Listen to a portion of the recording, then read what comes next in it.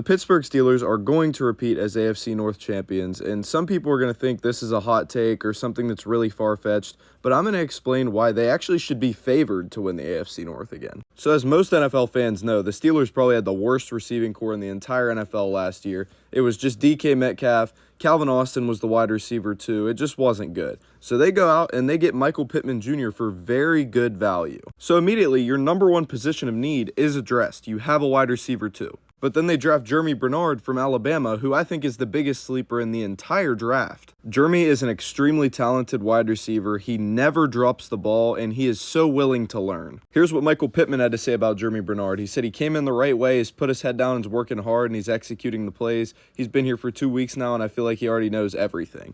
This is incredible to hear. Jeremy also said in his interview that he is just asking so many questions to Aaron Rodgers, Michael Pittman, DK Metcalf to get where he needs to be. Obviously, this happened later in the offseason, but most people said the Steelers will not be good next year because they don't have a quarterback. And I've been telling people, Aaron Rodgers is coming back. And yeah, I know, he's a 42-year-old man. But with the worst receiving core in the league last year, he threw for 3,300 yards, 24 touchdowns, and only 7 interceptions in 16 games. Those numbers are going to absolutely skyrocket this year, and you're going to forget how old this guy is. Now let's look at the free agency signings. The Steelers lost Kenneth Gainwell to the Buccaneers. Most people were like, damn, that's going to be a huge loss for them because Kenneth Gainwell was their entire offense at times last year.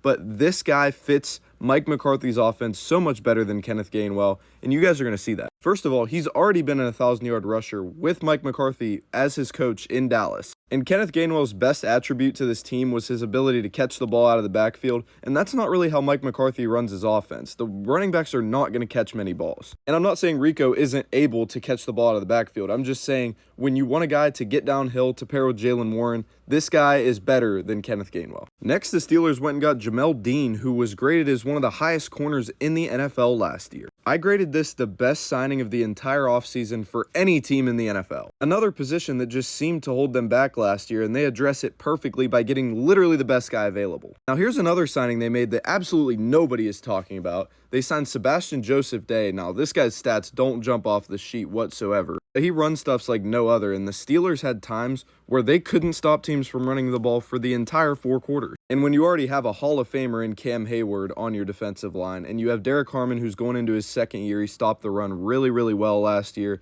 This is a perfect addition for the Steelers. And then you just got to look at the guys they brought back. I mean, they brought back Cole Holcomb. He's a backup green dot guy. By no means is he a star linebacker, but he has great depth, and they got him for very cheap. If I had to analyze the Steelers team right now, their biggest weakness is the linebacker position, but with how good their defensive line is going to be, I don't think it's going to be as much of a worry as people think. Then they brought back Asante Samuel, who had a really solid year for them last year coming off an injury. I think he's going to improve a lot this year. Then the last 2 days, they extended 2 huge players. First, Nick Herbig. They got him 4 years, $100 million, $42 million guaranteed. Now, people who don't watch the Steelers think this is an overpay. This guy's one of the most underrated players in the NFL, and I would even say that this was an underpay. I'll be interested to see if they move any of their edge rushers. I don't think they're going to. And then they got Darnell Washington, who's basically a 6th lineman that can catch the ball on a 4-year, $42 million extension.